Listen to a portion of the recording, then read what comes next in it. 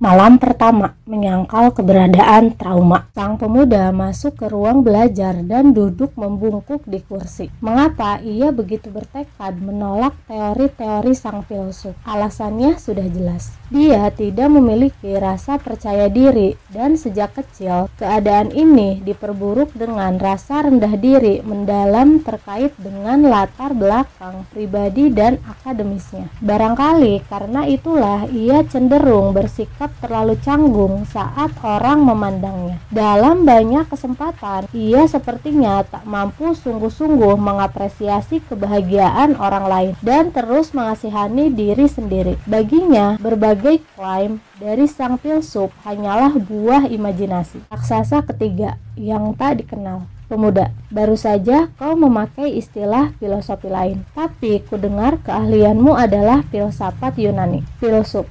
Ya, filsafat Yunani sudah menjadi pusat hidupku sejak remaja. Figur-figur intelektual besar seperti Sokrates, Plato, Aristoteles. Aku sedang menerjemahkan karya Plato dan berharap bisa menghabiskan sisa hidupku dengan mempelajari pemikiran Yunani klasik. Pemuda, kalau begitu, apa yang dimaksud dengan filosofi lain? Filsuf itu adalah aliran psikologi yang benar-benar baru yang didirikan oleh ahli kejiwaan dari Austria, Alfred Adler, pada permulaan abad ke-20 di Jepang. Aliran ini umumnya disebut teori psikologi Adler. Pemuda, aku tidak pernah membayangkan pakar filosofi Yunani bisa tertarik pada psikologi. Filsuf, aku tidak terlalu familiar dengan alur pemikiran yang diambil oleh aliran lain dalam psikologi. Tapi, kurasa adil kalau dikatakan bahwa teori psikologi Adler sejalan dengan filosofi Yunani dan layak menjadi kajian tersendiri.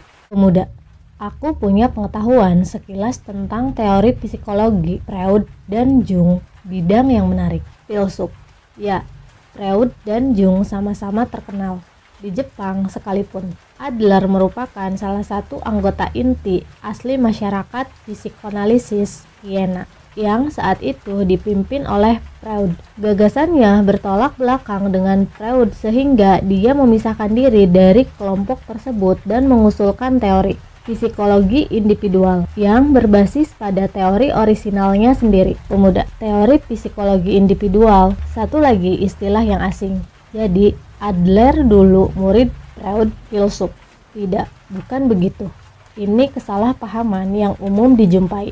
Kita harus meluruskannya. Sebagian besar alasannya, Adler dan Freud punya rentang usia yang relatif dekat dan hubungan mereka sebagai sesama peneliti terbentuk dengan kedudukan yang setara. Dalam hal ini, Adler berbeda jauh dari Jung yang memuja Freud sebagai figur ayah. Meskipun ilmu psikologi pada intinya cenderung dikaitkan dengan Freud dan Jung, Adler dihormati di seluruh dunia bersama Freud dan Jung sebagai salah satu dari 3 sosok berpengaruh di bidang ini. Pemuda, oh begitu. Aku seharusnya belajar lebih banyak tentang hal itu.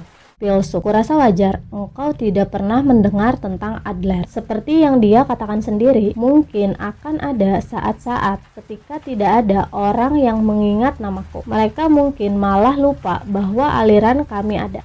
Lalu dia melanjutkan dengan berkata bahwa itu tidak masalah. Implikasinya adalah jika aliran dilupakan, itu karena gagasan-gagasannya sudah berkembang menjadi lebih besar dari batas-batas sebuah area disiplin ilmu tertentu dan menjadi hal yang lumrah.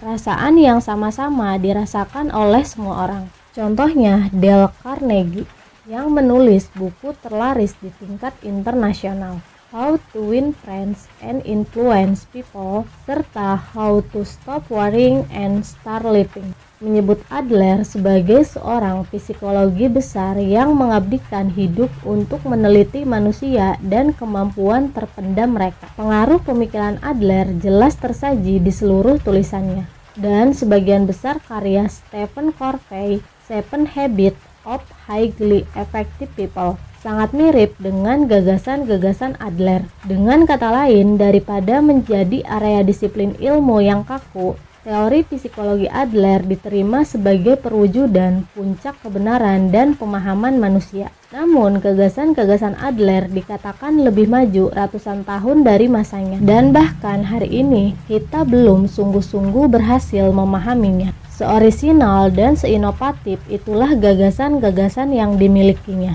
Pemuda, jadi pada awalnya teorimu dikembangkan bukan dari filosofi Yunani, namun dari sudut pandang teori psikologi Adler, filsuf. Ya, benar. Pemuda, oke. Satu hal lagi yang ingin kutanyakan tentang sikap dasarmu. Apakah engkau seorang filsuf atau psikolog? Filsuf. Aku adalah seorang filsuf, orang yang hidup berfilosofi. Bagiku, teori psikologi Adler adalah bentuk pemikiran yang sejalan dengan filsafat Yunani, dan itu adalah filosofi. Pemuda, baik kalau begitu. Mari kita mulai.